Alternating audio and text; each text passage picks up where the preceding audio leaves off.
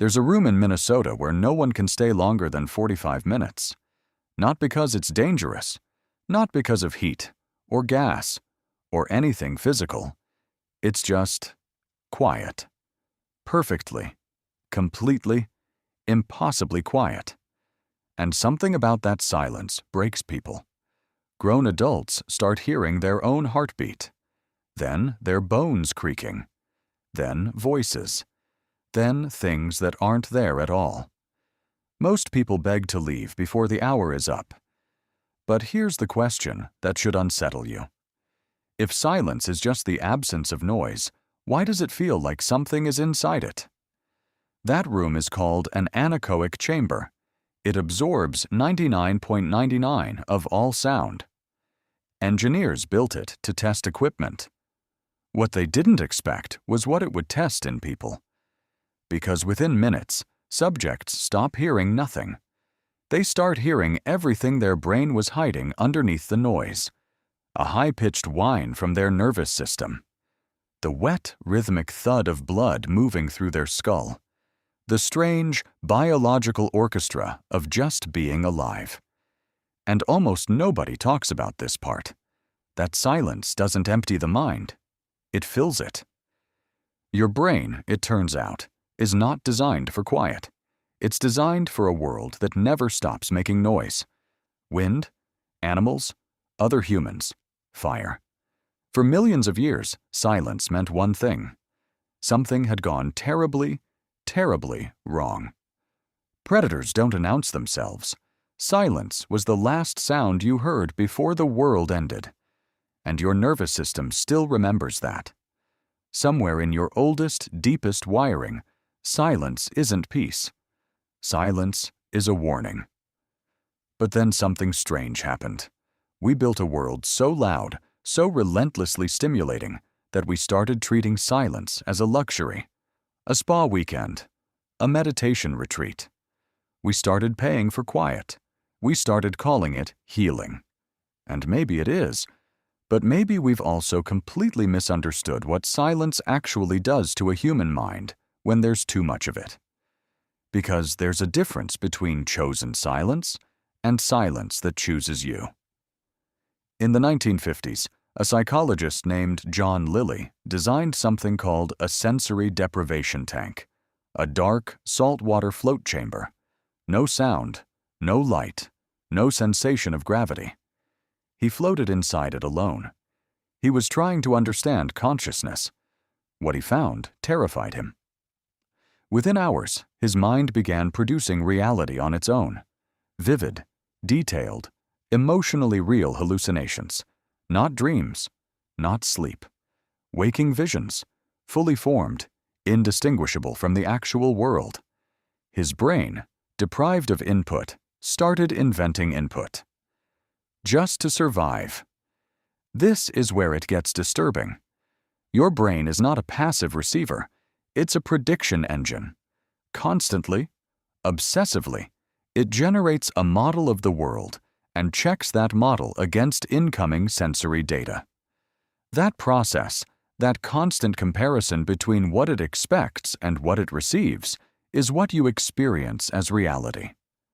But strip away the incoming data, and the prediction engine doesn't stop.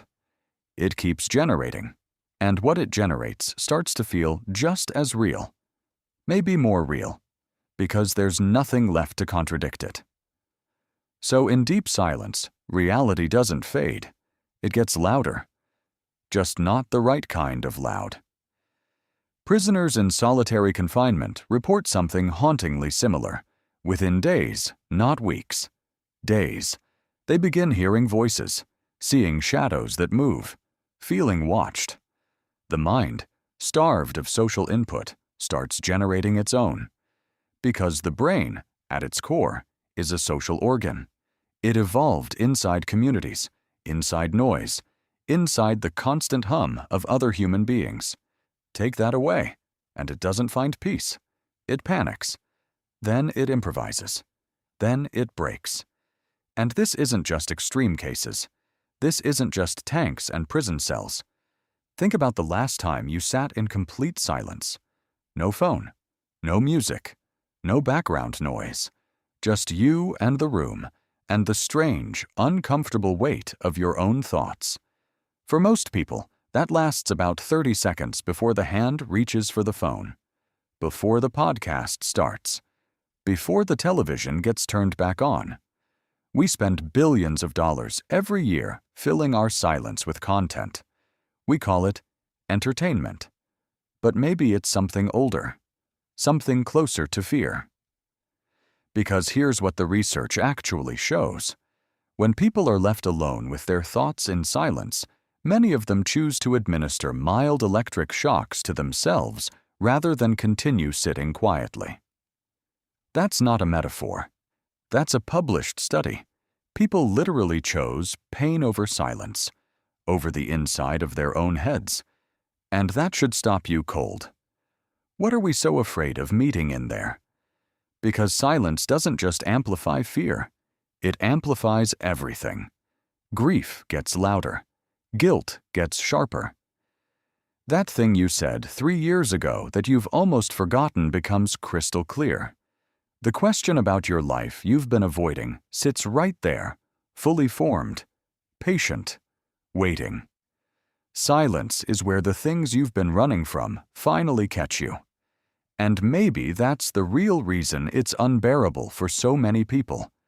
Not the absence of sound, but the presence of truth. But this is where it gets philosophically strange. The ancient mystics knew this. They chose silence deliberately. Desert fathers, Zen monks, Sufi poets. They walked into the quiet not to find peace, but to find confrontation, to meet the parts of themselves they'd buried under ritual and society and noise. They weren't escaping the world. They were forcing themselves to see it clearly for the first time, without distraction. The silence wasn't the destination. It was the diagnostic. It showed them exactly how fractured they were. And modernity has done something almost perfectly inverse. We've built the loudest civilization in human history. More content, more notifications, more sound, more input than any human brain was designed to process. And we've packaged it beautifully. We call it connection. We call it culture. We call it staying informed. But what if, at least in part, it's just a collective agreement never to sit in silence long enough to feel what's underneath? What if the noise isn't just entertainment? What if it's infrastructure? The machinery we've built to keep from thinking the thoughts we can't afford to think. That's not conspiracy. That's psychology. That's what happens when an animal with self-awareness discovers it can choose distraction. And now we've reached the part of this story that most people never reach. Because the question was never really about silence, or about the anechoic chamber, or the float tank, or the prison cell. The question is about what you find when everything external is removed, when the identity built from other people's noise goes quiet. When the version of you assembled from habits, and feeds, and background music, and someone else's words suddenly has nothing left to stand on. What's left? That's what the silence is actually asking. Every single time. And most of us answer by turning the volume back up, by scrolling, by talking, by filling the room with anything that isn't that question. Because if we sat with it long enough to actually answer it, we might have to confront something both terrifying and sacred. That underneath all the noise, we don't entirely know what we are. The silence isn't the void. The silence is the mirror. And here's what makes that beautiful and unbearable in equal measure. Every human being who has ever lived has experienced this. Every civilization has built its own version of noise to avoid it.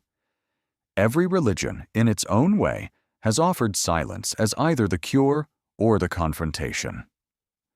Because somewhere in our shared biology, we've always known that the real questions live there, in the space between sounds, in the pause between thoughts.